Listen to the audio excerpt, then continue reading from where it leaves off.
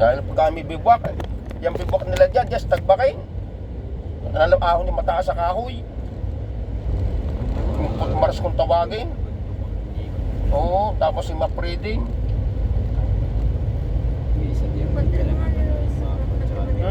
Yung kumpas, yung bakmao. Yan, kaya ano yung taga-Riyan. Meron Yung architect mo yata yun. Minsan diyang kasama na sa taga-Riyan. Meron sa Shopee.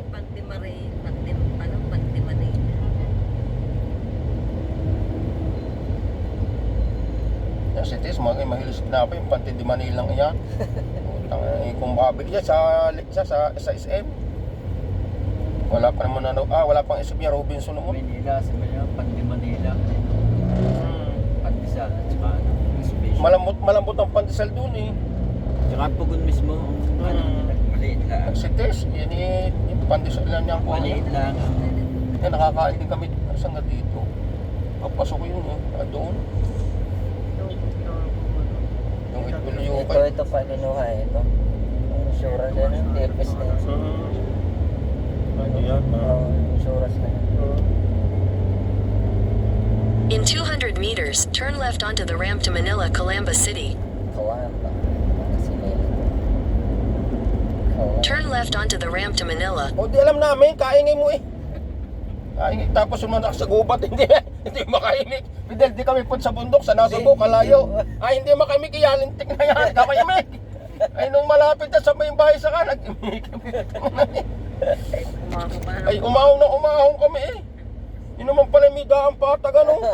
Utang ah, ay si Jewit. Balik kasi natin yung walang traffic. O, yun nga eh. Ayun. Ayun. Sana'y dito na itutuloy ngayon nagkataon traffic. Yan. Ay, yung cities nga, kasama yung kumpare kong mag-asawa yung sekretary ng sekretary ng sa Kapitulyo sa Lucena. Nagpunta sa SNR pa. Ay ginabi, hating gabi hindi nga makalabas. Sigawa yung GPS na yan. Iikot ng ikot. So tinigbalang namin yung pinasukan sa panilabas. Oo, yung pinasukan. Doon din sila lumabas.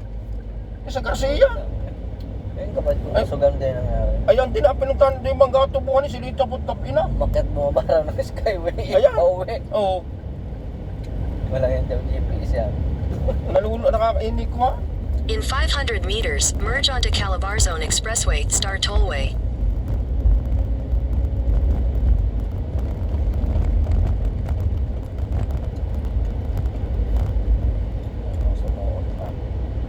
Si Lila ay tulog pa.